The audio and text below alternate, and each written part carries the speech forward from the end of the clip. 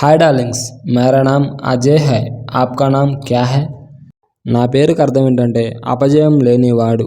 ప్రతి పేరుకో మీనింగ్ ఉంటుంది. మీ పేరుకి ఏంటిది ఉందో తెలుసుకోండి.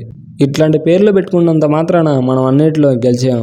కాకపోతే మనలో మ్యాటర్ ఉండాలి, మనం ఏదైనా చేయగలుగుతాం. చిన్నప్పటి నుంచి చూస్తున్నా, నేను ఏ పని చేసినా ఏం చేసినా అది ఖచ్చితంగా తప్పు అవుతుంది. నేను ఏది ముట్టుకున్నా అది పగిలిపోద్ది. నేను ఏం చేసినా సరే అది నాశనమే అయిపోద్ది. ఇక అనుకోండి, అంత దరిద్రం అనుకోరి.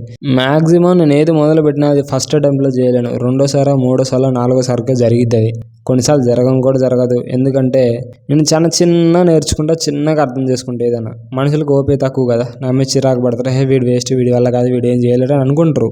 అనుకున్న వాళ్ళు అనుకున్నట్టు ఉండక బయటికి చెప్పి నన్ను ఇంకా ఇంకా ఇంకా నిరుత్సాహపరుస్తారు. అంటే ఇక నా మీద నాకు చిరాకు దుబ్బేలా చేస్తారు. నిజంగానే వీళ్ళు చెప్పేది 100% రైట్. నా వల్ల కాదేమో, నేను ఏం చేసినా కావట్లేదు. కానీ ఎన్నో పనులు నేను చేద్దామని ఆగిపోయాను. ఎగ్జాంపుల్కి నా స్టడీస్ నా వల్ల కాదని నేనే మధ్యలో ఆగిపోయాను. ఎందుకంటే నన్ను టీచర్లు నన్ను గుడిపిర్రు, మొత్తం గుడిపేసారు, నీ వల్ల కాదురా అని. ఇదే కాదు, గేమ్స్లో పీటీ సార్ కావచ్చు, ఫ్రెండ్స్ కావచ్చు, ఇంకా 100 విషయాలు మనల్ని నాకబెట్టడానికి 100 మంది వస్తూనే ఉంటారు. ఎగ్జాంపుల్ మీకు ఒక చిన్న విషయం చెప్తా చూడండి.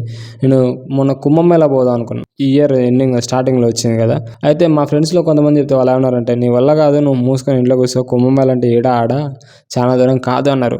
నేను ఒక నెల రోజులు చూసిన, ట్రైన్ టికెట్లు దొరకట్లేదు. వీళ్ళకి నేను ఎట్లనే పోతాను ప్రూవ్ చేయాలని చెప్పి బైక్ వేసుకొని దుబ్బేసిన. చిన్నప్పటి నుంచి చెత్త మాటలు ఇని ఇసుకుపోయి నేను ఎంతలాగా డిస్టర్బ్ అయినంటే, వీళ్ళందరికీ ఎట్లనైనా సరే ఒక క్లారిటీ ఇవ్వాలి. నేను తెలుసుకుంటే ఏదైనా చేయాసా, నా లోపల ఒకటి ఉన్నారా, వాడు బయటకు వస్తే ఏం చేస్తారో వాడికి తెలియదని ప్రూవ్ చేయడం కోసం నాకు లైసెన్స్ కూడా లేదన్న ముచ్చట మర్చిపోయి తెలంగాణ సూర్యాపేట డిస్టిక్ మాదారం నుంచి ఉత్తరప్రదేశ్ ప్రయాగరాజ్ వరకు స్కూటీ మీద వెళ్ళిపోయినా.